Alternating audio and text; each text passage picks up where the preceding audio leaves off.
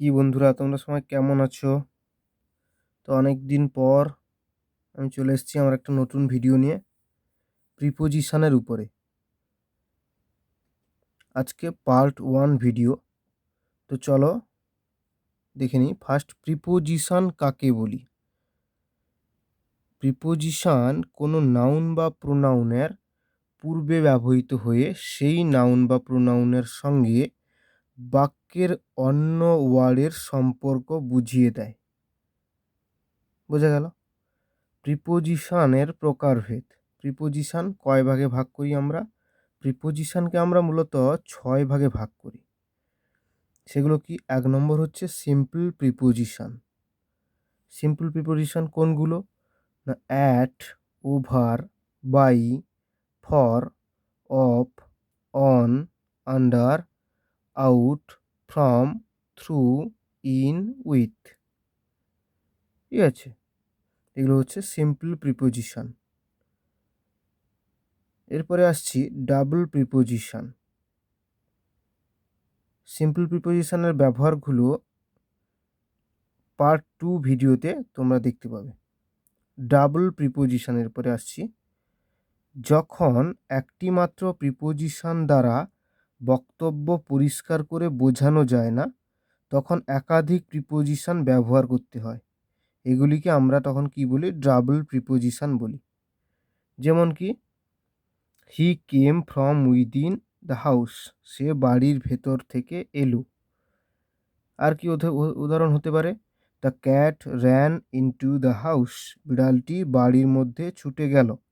এছাড়াও আরও অনেকভাবে হতে পারে। Over against, from behind, out of, etcetera. এগুলো হচ্ছে ডাবল প্রিপোজিশনের উদাহরণ। ঠিক আছে, এরপরে আসছি আমরা কম্পাউন্ড প্রিপোজিশন। এরপরে আমরা আসছি কি? Compound preposition. ঠিক আছে, কম্পাউন্ড প্রিপোজিশন কাকে বলি? একের বেশি প্রিপোজিশনের সমন্বয়ে সম্পূর্ণ ভিন্ন একটি প্রিপোজিশন গঠিত হলে তাকে কম্পাউন্ড প্রিপোজিশন বলি। একের বেশি, অনেকগুলো প্রিপোজিশন, একের বেশি প্রিপোজিশন। যেমন একটা উদাহরণ দেখে নেওয়া যাক। বিহাইন্ড, বাই আর হাইন্ড মিলে বিহাইন্ড হয়েছে। এর অর্থ কি? আমরা জানি পেছনে অথবা আড়ালে অথবা দেরিতে। এই অর্থে আমরা এই বিহাইন্ড কথাটাকে ব্যবহার করি। যেমন, the mail train is running behind time, mail ট্রেনটি দেরিতে চলছে। তাহলে আমরা কি সেই অর্থে বিহাইন্ড ব্যবহার করি? বিহাইন্ড ব্যবহার করছি। ঠিক আছে, বিসাইড। নেক্সট, বাই যুক্ত সাইডস সমান বিসাইড, বিসাইডস। ওকে, এস হবে। এই বিসাইডসের কথার অর্থ হচ্ছে উপরন্তু, তাছাড়া, ছাড়াও ইত্যাদি অর্থে আমরা বিসাইডস ব্যবহার করি। যেমন, ফুটবল ছাড়াও সে ক্রিকেট খেলে। Besides football he plays cricket also. তাহলে এতটা বুঝতে পেরেছ? এরপরে আমরা আসছি বিয়ন্ড। বিয়ন্ডটা কি? বাই যুক্ত ওন্ডার মিলে বিয়ন্ড হয়েছে। বিয়ন্ড কথার অর্থ কি? ছাড়িয়ে, আরও দূরে, পেরিয়ে। এই অর্থে আমরা বিয়ন্ড কথাটা ব্যবহার করি। যেমন, এই অঙ্কটি বোঝা তোমার বুদ্ধির বাইরে। এই অঙ্কটি বোঝা তোমার বুদ্ধির বাইরে। তাহলে কি হবে? টু আন্ডারস্ট্যান্ড, বুঝতে, দিস ম্যাথমেটিক্স, এই অঙ্কটা, ইজ বিয়ন্ড ইয়োর ইন্টেলিজেন্স, তোমার বুদ্ধির বাইরে। ছাড়িয়ে, তাহলে এখানটায় বিয়ন্ড কথা ছাড়িয়ে, আরও দূরে বা পেরিয়ে, এই অর্থে আমরা বিয়ন্ড ব্যবহার করি। বাই যুক্ত ওন্ডার। ঠিক আছে, তারপরে আর বাকি দুটো উদাহরণ আছে, সেগুলো দেখবে। বাট, বাট কি নিয়ে হচ্ছে? বাই যুক্ত আউট মিলে বার্ড হচ্ছে। এর অর্থ কি? ছাড়া ও প্রায়, এই অর্থে আমরা বার্ড ব্যবহার করছি। যেমন, সকালে সে বিস্কুট ছাড়া অন্য কিছু খায় না। তাহলে ট্রান্সলেশন করলে কি হবে? সকালে, in the morning, he takes nothing but biscuit. এইখানে বাট কিন্তু নয়, বাট মানে ছাড়া। হ্যাঁ, বাট, সে সকালে সে বিস্কুট ছাড়া অন্য কিছু খায়, এই অর্থে। বোঝা গেল? এরপরে এছাড়াও কি কি আছে? আফটার আছে, এগেনস্ট আছে, অ্যাক্রস আছে, বিফোর আছে, অ্যাবাউট আছে। এগুলো তোমরা দেখবে। এরপরে আসছি পার্টিসিপল প্রিপোজিশন। 4 নম্বর হচ্ছে কি? Participle preposition. ওকে, তো পার্টিসিপল প্রিপোজিশনটা কাকে বলি আমরা? কতগুলি প্রেজেন্ট পার্টিসিপল বা পাস্ট পার্টিসিপলের ব্যবহার প্রিপোজিশনের ব্যবহারের মতো হয়ে থাকে, এদের বলা হয় পার্টিসিপল প্রিপোজিশন। যেমন গো, ওয়েন্ট, গান, ডু, ডিড, ডান। এই যে ডান প্রেজেন্ট পার্টিসিপল, পাস্ট পার্টিসিপল লাস্টেরটা, আর আইএনজি ফর্ম থাকা মানে সেটা প্রেজেন্ট পার্টিসিপল হবে। তো উদাহরণগুলো আমরা দেখে নিই পার্টিসিপল প্রিপোজিশনের। Number 1, concerning. কনসার্নিং কি অর্থে ব্যবহৃত হচ্ছে? অ্যাবাউট অর্থে।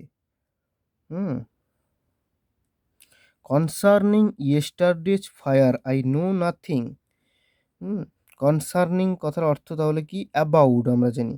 তাহলে গতকালের আগুন সম্পর্কে আই নো নাথিং, আমি কিছুই জানি না। নেক্সট দিয়েছে কি? কনসিডারিং, মানে বিবেচনা করা, taking into account. Considering his age I pardon him, তার বয়স বিবেচনা করে আমি তাকে ক্ষমা করে দিয়েছি। নেক্সট কি দিয়েছে? During. During, at that time of. During মানে ধরে, অ্যাট দ্যাট টাইম অফ সেই টাইমটায়, কোনো টাইমটায়। তাহলে উদাহরণ কি? Hitler tortured the Jews greatly, Hitler অত্যাচার করতেন জিউসদেরকে প্রচণ্ডভাবে during the second world war, দ্বিতীয় বিশ্বযুদ্ধ চলাকালীন। তারপর দেখো নট উইথস্ট্যান্ডিং, ইনস্পাইট অফ কথার অর্থ ইনস্পাইট অফ মানে তা সত্ত্বেও, নট উইথস্ট্যান্ডিং হিজ ডিনিয়াল, তার অস্বীকার সত্ত্বেও, the police arrested him for crime, police তাকে গ্রেপ্তার করেছে তার অপরাধের জন্য। নেক্সট দেখো রিগার্ডিং, মানে অ্যাবাউট মানে সেটাও সম্পর্কে। Regarding your application we regret to say that the post has been filled. Regarding তোমার আবেদন সম্পর্কে, উই রিগ্রিট টু সে আমরা দুঃখিত যে বলাই দুঃখিত, that the post has been filled ওই পোস্টে পুরো ফিল হয়ে গেছে। Pending, a period till, pending any fresh instruction he will be in charge of the school, একটা সময় পর্যন্ত কোনো নির্দেশ না আসা পর্যন্ত he will be in charge of the school, সে স্কুলের দায়িত্বে থাকবে। তারপরে দেখো পাস্ট। পাস্ট মানে এখানটায় এই অর্থে পার্টিসিপল প্রিপোজিশনে পাস দিয়ে। The railway lines runs, the railway line runs past the village, rail রাস্তাটা গ্রামের পাশ দিয়ে গেছে। নেক্সট দেখছি আমরা ফ্রেজ প্রিপোজিশন। ফ্রেজ প্রিপোজিশন হলো যখন এক বা একাধিক পদ কোনো প্রিপোজিশন দিয়ে শুরু এবং শেষ হয়, তাকে আমরা ফ্রেজ প্রিপোজিশন বলি। যেমন কি? ইন ভিউ অফ, লাস্টে প্রিপোজিশন দিয়ে শেষ হয়েছে। উইথ রেফারেন্স টু, প্রিপোজিশন দিয়ে শেষ হয়েছে, শুরুও হয়েছে প্রিপোজিশন দিয়ে এবং শেষ হয়েছে প্রিপোজিশন দিয়ে। In event of, on account of, etcetera. বুঝতে পারছো? তো এক্সাম্পল দেখে নিই। অন দ্য ফেস অফ মানে আপাত দৃষ্টিতে, on the face of the people seems good, আপাত দৃষ্টিকে লোকটিকে মনে হয় কি খুব ভালো। On the ground of, next উদাহরণ, অন দ্য গ্রাউন্ড অফ মানে কারণে, হিজ অ্যাপ্লিকেশান ওয়াজ রিজেক্টেড, তার আবেদন বাতিল হয়েছে। On the ground of his being below age, তার কম বয়সের কারণে তার আবেদনটা বাতিল হয়েছে। তাহলে এখানটায় অন দ্য ফেস অফ, এখানটায় অন দ্য গ্রাউন্ড অফ, এখানটায় অন দ্য প্রিটেন্স অফ মানে ছলে, on the pretence of being a student he acted as a spy in the USA, একজন ছাত্র হওয়ার অছিলায় বা ছলে সে কি করছে? He acted as a spy in the USA, ইউএসএর স্পাই নেটওয়ার্ক হিসাবে কাজ করছে। নেক্সটে কি আমরা উইথ ভিউ টু মানে উদ্দেশ্যে। He went to North India with a view to visiting various pilgrims, সে উত্তর ভারতে গেছিল উইথ এ ভিউ টু মানে উদ্দেশ্যে, ভিজিটিং ভেরিয়াস পিলগ্রিমস বিভিন্ন তীর্থযাত্রার উদ্দেশ্যে বা বিভিন্ন দর্শনীয় স্থান দেখার উদ্দেশ্যে সে উত্তর ভারত গিয়েছিল। ইন এগ্রিমেন্ট উইথ মানে একমত হওয়া। I am not in agreement with him of this matter, এই বিষয়ে আমি তার সাথে একমত নই। তাহলে in agreement with.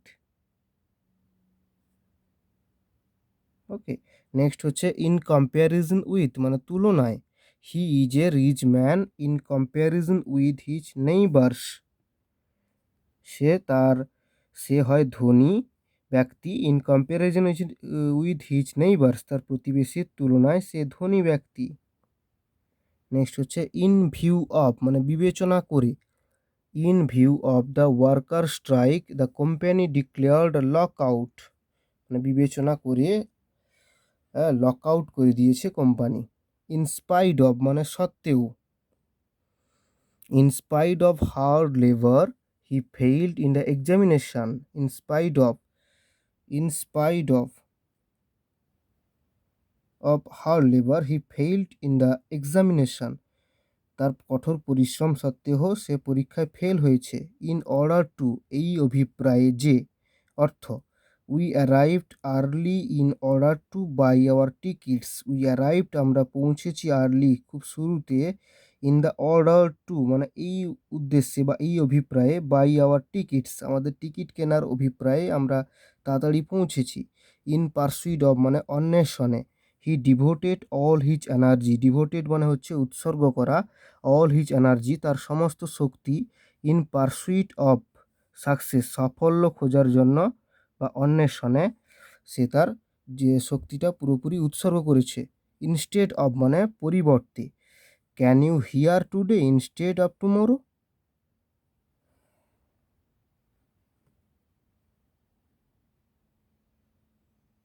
Can you here today instead of tomorrow, বা can you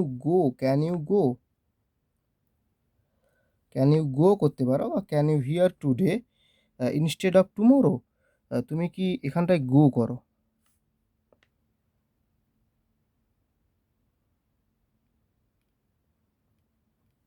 can you go today instead of tomorrow, তুমি কি,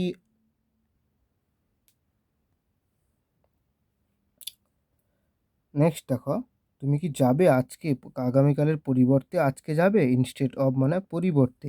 নেক্সট অন বিহাফ অফ মানে কারো পক্ষে। He signed on behalf of his father, সে তার বাবার পক্ষে সই করেছে, বাবার হয়ে বা পক্ষে সই করেছে। ডিউ টু মানে কারণে। I am unable to attend the meeting due to illness, due to মানে কারণে, আমি অক্ষম উপস্থিত হতে, টু অ্যাটেন্ড মানে উপস্থিত হতে, the meeting due to illness অসুস্থতার কারণে আমি অনুষ্ঠানে উপস্থিত হতে পারিনি। নেক্সট দিয়েছে ডিসগাইজড প্রিপোজিশন। 6 নম্বর হচ্ছে কি ডিসগাইজড প্রিপোজিশন। কখনো কখনো কি হয়, এ এবং ও যথাক্রমে অন এবং অফের পরিবর্তে ব্যবহৃত হয়, এদের আমরা কি বলি ডিসগাইজড প্রিপোজিশন। উদাহরণ দেখো, ইট 5 o'clock নাও, ও ক্লকের জায়গায় কি হবে অফ হতো, কিন্তু ও ক্লক উজ্জ আছে। আবার কোনো কোনো সেন্টেন্সে কি হয়, প্রিপোজিশন উজ্জ থাকে, একেও আমরা ডিসগাইজড প্রিপোজিশন বলি। যেমন কি lemon sells 2 pieces for a rupee, এর জায়গায় ফরের জায়গায় আমরা এ বলছি। He comes here once a week, এখানটায় অনের জায়গায় অন হতো, কিন্তু আমরা এ বলছি। তাহলে এতটাই বন্ধুরা প্রিপোজিশনের পার্টগুলো, এরপরে প্রিপোজিশনের সেকেন্ড পার্ট আসবে, এটা ফার্স্ট পার্ট হলো। চলো, থ্যাংক ইউ, ভালো থেকো সবাই।